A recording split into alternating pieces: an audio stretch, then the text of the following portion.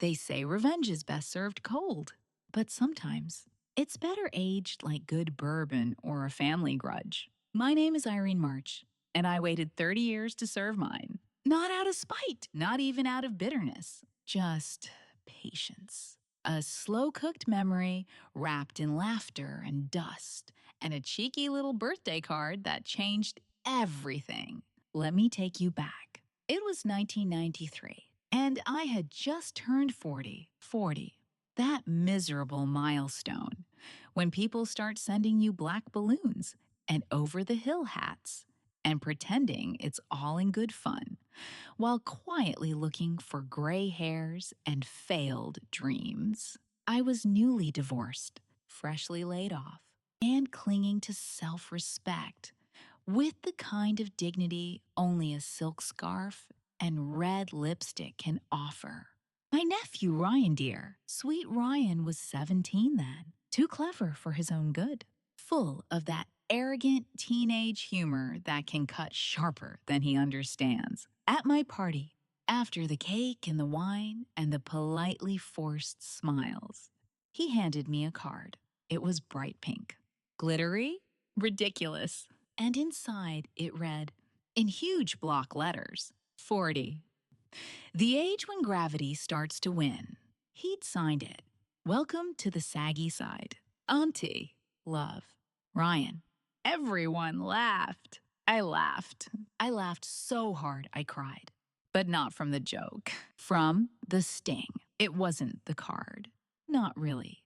It was that look on his face, that smug. Teenage delight. Like he'd scored a goal. Like he was the clever one in the room. I was still raw from losing my job, from waking up alone for the first birthday in 2 decades. And he knew that night, after everyone left and the kitchen smelled like frosting and hurt. I stared at that card for a long time. Then I tucked it into a drawer that would become a time capsule. I didn't plan it then, not exactly. But I remember thinking, one day, you'll turn 42, Ryan. And when you do, I'll be ready. Years passed. Life moved. I went back to school, got my license, became a therapist, moved cities, gained weight, lost some again, buried a dog, fell in love with gardening and bad British crime shows. Ryan grew up too, married, divorced, remarried, became a father, grew a beer belly, and shaved his head to look intentional. We stayed close. In that way, families do occasional phone calls, holiday cards, Facebook likes, but the card stayed where I left it. Every time I cleaned that drawer, I touched it gently, like a secret too sacred to throw away. And then, last month, I got the invitation. Come celebrate Ryan's 40th. Backyard, BBQ, bring your sass. I smiled. The drawer opened, and I knew my moment had arrived. The card was exactly where I'd left it, tucked beneath a stack of old letters and expired coupons, still bright, pink, and shimmering, like a relic from another life. When I pulled it out, a puff of stale paper and revenge drifted into the air. I traced the edges with my finger, remembering that day in 1993, remembering how I'd stood at the sink while everyone laughed behind me, remembering the ache of it, not because of the joke, but because Ryan had always been my boy. I never had children, never married again. Ryan was the closest thing to a son I ever knew. I'd watched him build Lego castles on my living room floor, helped him pass his driver's test after he failed the first time. I was there when his mother, my sister, Ellen, nearly walked out on her family and left him behind. I kept her from doing it. I kept him safe. That's what made the card sting. Not because it was cruel, because it was careless. A 17-year-old thinking he was clever, not realizing that sometimes a joke lands right on top of a scar. But I didn't bring this out of the drawer just to dwell. I brought it out because now, 30 years later, Ryan was standing at the edge of the same cliff staring down the barrel of 40. And I was going to give him something he wouldn't forget. The day of the party, I showed up in pearls and white linen like it was a goddamn garden gala. Ryan's house had the usual suspects, neighbors in cargo shorts, kids running around with popsicles. His second wife, Carrie, arranging sliders like they were Fabergé eggs. He hugged me, warm and loud. Aunt Irene, you look incredible. 40 agrees with me, I said, lips curled just slightly. He grinned. Just wait till 60. Everything starts squeaking. I handed him a small, elegant gift bag. No big gesture, no flourish. Just a card tucked inside tissue paper. He didn't open it right away. He was too busy entertaining. I sipped sweet tea on the patio, watching him laugh. For a moment, I wondered if it was too much. If maybe I should have just let it go. But then Carrie called for silence. Time for gifts. And it was too late. He opened packages first. Socks, whiskey stones, some overpriced gadget he didn't need. Then he pulled out my card. I saw it the second he noticed the flicker of recognition. The sparkle, the pink, the glitter. He went still. Someone said, "Read it out loud." And Ryan, poor dear, obliged. 40, the age when gravity starts to win. A ripple of laughter. Then he turned it over and saw his own handwriting. Signed, "Welcome to the saggy side. Auntie, love, Ryan." The silence that followed. Delicious. I met his eyes across the patio and smiled. 30 years. Worth every second. The silence broke like a snapped string. Someone chuckled awkwardly. A dad in a faded Metallica shirt let out a wheeze of confused laughter. Carrie leaned in to read the card over Ryan's shoulder, then froze, one manicured hand hovering near her lips. Ryan didn't speak. He just stared at the card like it had come back from the dead. I sat still in my chair, crossed my legs, sipped my tea, and watched. He finally looked up at me, blinking, as if trying to translate what had just happened. "You kept this?" he asked, holding the card like it might dissolve. I tilted my head, smiling. Of course. It was such a thoughtful gift. Someone near the barbecue muttered, "Wait, did she just re-gift a 30-year-old card?"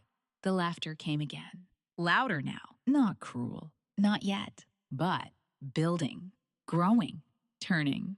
Ryan flushed just a shade, but I saw it. His mouth opened, then closed. I stood and walked over, slow and deliberate, the way a performer walks before the final act. "Do you remember writing that, Ryan?" I asked gently, voice laced with syrup and steel. He scratched the back of his neck. I mean, yeah, kind of. I was just a kid. It was a joke. "Oh, I remember the joke," I said. So does every person at that party. My divorce was still raw. My career had just collapsed. And you gave me a card that basically called me old, saggy, and worthless. The crowd shifted, uncomfortably now. "Come on," Ryan said, trying to laugh. It wasn't like that. It was a gag card, just a joke. "But that's the thing, sweetheart," I said. "You never knew what it cost. You never asked." Carrie put a hand on his arm, but he pulled away, staring at me like I just reached through time and slapped him across the face.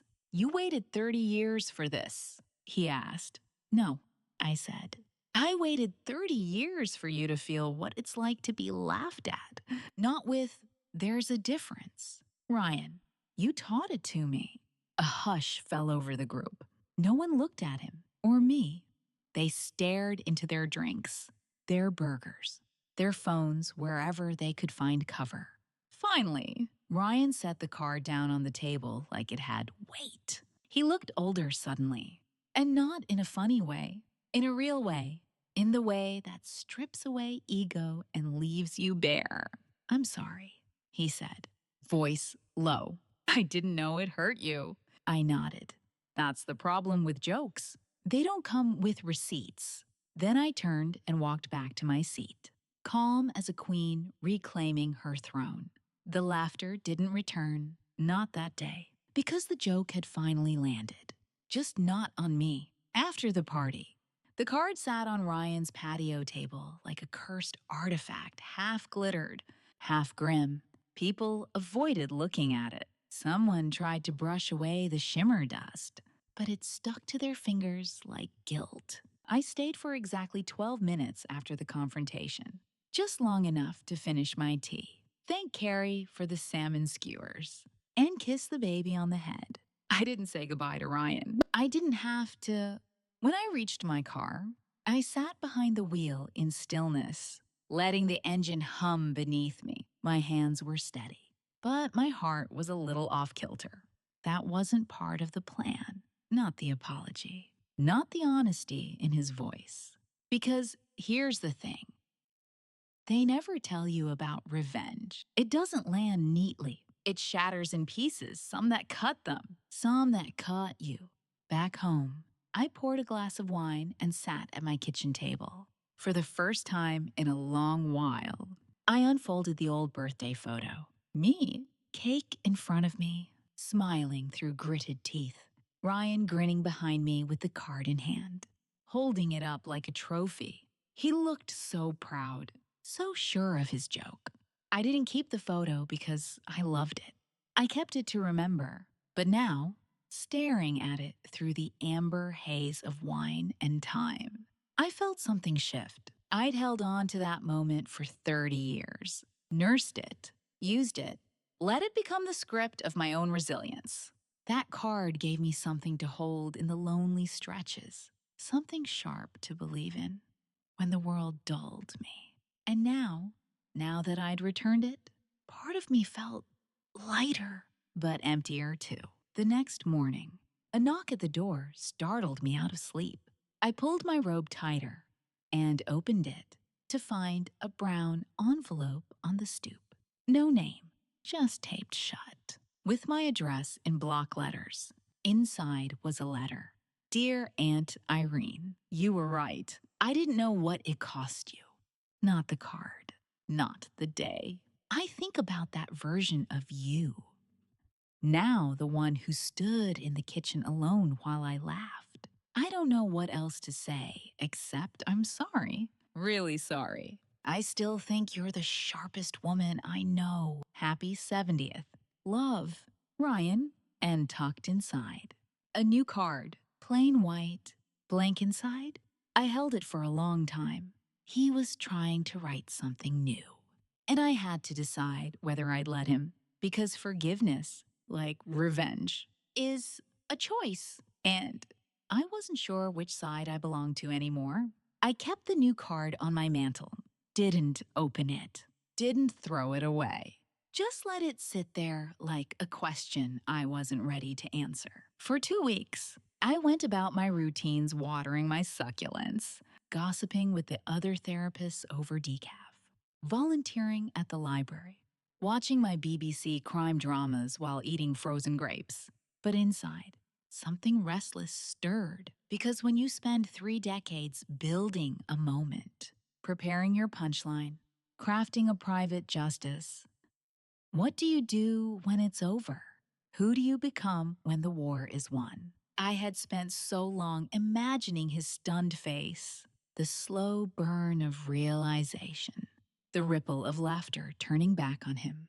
And it had happened, flawlessly, better than I'd dreamed. But instead of feeling triumphant, I kept thinking about his eyes, how they dropped when I spoke. The way he didn't argue, didn't deflect. He'd said he was sorry. He'd written me a letter. He'd given me something no one had ever given me after a hurt like that.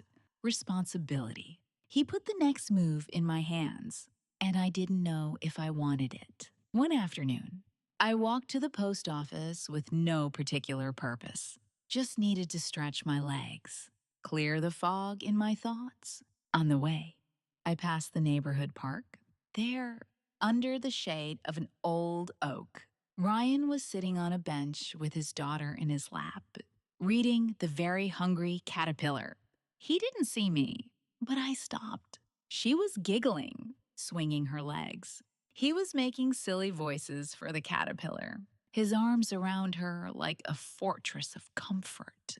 The way he looked at her, it wasn't pride. It was something gentler. Redemption, maybe. Or maybe just love. I stood there for a moment longer, then turned and walked away before he could notice. Back home, I sat at my desk and pulled out an old note card, the kind with roses on the edges. The kind I used to keep in a drawer full of apologies I never sent. I wrote just one sentence. I think you grew up. Then I slipped it into the plain white card he'd given me, the one that had waited like an open door. I mailed it the next day. No ceremony, no explanation. Just sent it out into the world and let it fly like a bird I'd finally set free. It didn't erase the past. It didn't cancel the sting. But maybe, just maybe, it offered something else. Something I hadn't expected when I handed him that glittering pink card 2 weeks earlier. Closure. Not the neat kind. Not the movie ending kind. But the real kind. The kind that doesn't feel like fireworks. Just the soft click of a door gently closing behind you. A week after I mailed the card, I got a text from Ryan. Just 3 words. Got your note. No emoji, no follow up, no questions, but somehow it felt like a peace treaty. Not flashy, just still. I didn't respond right away. I wanted to let it breathe. Let the air between us fill with something new. Something not burdened by memory or sarcasm or scars. 3 days later, he called. I stared at the screen for a moment, thumb hovering over the green button. Then I answered. Hi, I said. Hey, he breathed. I wasn't sure if I should call. I didn't want to push. You're fine, I said, trying to keep my voice neutral. I was wondering when you'd pick up the phone. He laughed a small, almost shy sound. I deserved that. We talked for 22 minutes. About nothing important, really. His daughter's obsession with dinosaurs. How Carrie had overwatered the ficus again. He asked if I'd watched the latest Vera episode, and I confessed I'd fallen asleep halfway through. It felt ordinary, and it startled me how much I had missed ordinary with him. But just as we were about to hang up, he said, Aunt Irene, I've been thinking a lot about that day, about that card. I don't remember writing it to hurt you. I know, I said softly. That's why I did. Silence stretched between us. Then he said, Do you ever regret it? Holding on to it that long, I thought about that. Really thought. No, I answered. Because it reminded me that even small things can cut deep. That words linger longer than we think. And that someday they might come back to us folded in glitter and history. He was quiet. Then, well, thank you for sending it back. That got a real smile from me. You're welcome. Dear, I'd been saving it just for you. After we hung up, I sat at the table with my tea and let the silence settle in. The kind of silence that didn't ache, just rested. I thought about how strange revenge is, how it starts as fire and ends as smoke, how it burns hottest when you think you've been forgotten, how sometimes it doesn't end with ashes and ruin, but with a pause, with a conversation, with a laugh over tea. I didn't need him to suffer. I needed him to see. And he had. That was enough. Still, when I walked past the greeting card aisle in the grocery store later that week, I paused just for a second, ran my fingers over the glittery birthday cards. One of them even said, 40 and still fabulous. I chuckled, took a photo, and sent it to Ryan. Caption, Don't worry, I'm not starting a collection. He replied with a gif of a white flag. Truce, finally. That fall. Ryan invited me over for dinner. Nothing fancy, just takeout. Pizza. And his daughter, Lily. running around in mismatched pajamas with sauce on her cheeks and dinosaur stickers in her hair. The house smelled like vanilla candles and exhausted joy. I hadn't been inside their home since before his second wedding. He greeted me at the door like nothing had ever cracked between us, gave me a hug that lingered a second longer than usual. Not performative, real. The kind you offer someone you finally understand. Inside, Carrie was setting out mismatched plates, barefoot and humming something soft. Lily ran up to me with a crayon drawing. I drew you a flower, she announced. It's a revenge flower. Carrie froze mid-step. Lily. No, sweetie. We talked about this. Remember how we don't say revenge to guests. But I just laughed and took the paper, bending down to Lily's level. Oh, it's perfect. The best kind of flower, one that doesn't forget. Ryan raised an eyebrow at me, somewhere between impressed and horrified. You're corrupting the youth. Someone has to teach her how to remember, I said, settling into the couch.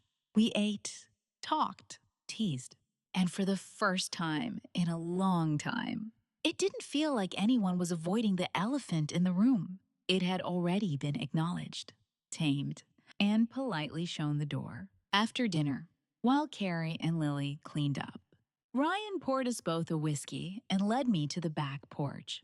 The air was cool and a little damp. Leaves rustled in the dark like old secrets. He sat across from me, spinning his glass slowly in his hand. I told Mom about the card. He said. My eyebrows lifted. How'd she take it? He smiled. She laughed so hard, she almost dropped the phone. Said, you've always had a steel trap memory and a taste for flair. She's not wrong. She also said, I should consider it lucky you never kept a diary. That made me laugh, really laugh. And Ryan did too. It felt good. Unearned, maybe, but real. We sipped our drinks in silence for a while. Then, without turning toward me, he said, you know, I've always admired you, even when I was being a little shit. You were a little shit. I know. He looked at me now, serious. But you were always strong and loud about it. I didn't understand that back then. I thought mocking it made me powerful. But it didn't. It just made me small. There was that ache again, nostalgic and sad and warm. I didn't need this apology, but I was glad he gave it. Thank you, I said quietly. He nodded. I'm glad you didn't let me forget. And just like that, something settled between us. Not just peace, respect. The kind built not from politeness or forced civility, but from the hard-earned truth. The kind that comes after the glitter, after the sting, after the lesson has taken root. He didn't know it, but that was the real revenge, not the card, not the silence. The growth and watching it unfold was better than any punchline I could have written. A week after dinner, I received a package in the mail. No return address, just a neat label, my name handwritten in blue ink.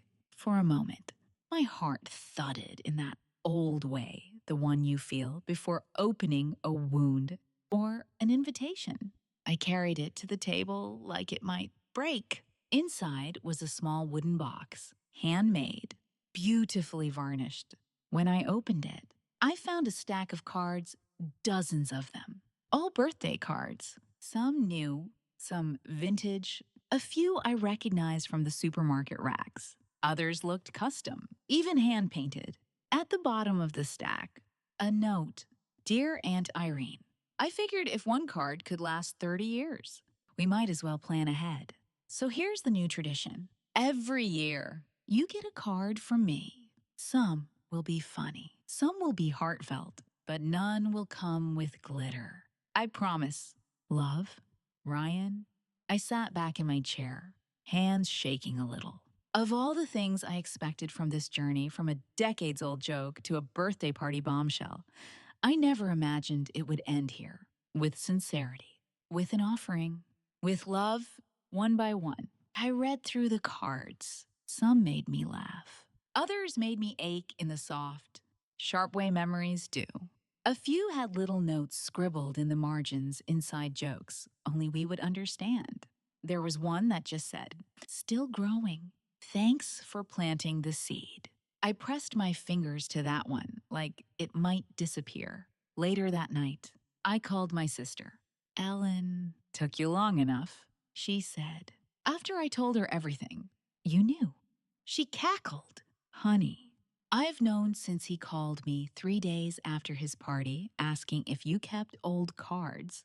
I told him, if it had glitter on it, it's probably laminated and in a safe." Oh, very funny. "You taught him something." "Irene, he's different now." "Maybe I am, too." There was a pause. Then she said, "You're always different after a good revenge or a good forgiveness. Hard to tell them apart sometimes." I hung up and stood at the window, watching the streetlights flicker. Below, neighbors walk their dogs. Someone played jazz on a porch 2 doors down. The air smelled like October and coming rain. And for the first time in years, I felt something shift deep inside me. Not satisfaction, not pride, something quieter, release. Not because I'd gotten even, but because I'd found the end of it. Not all revenge stories end in ruin. Some end with a letter, a laugh, a legacy, or a nephew who finally got the joke. The next time I saw Ryan, it was Thanksgiving.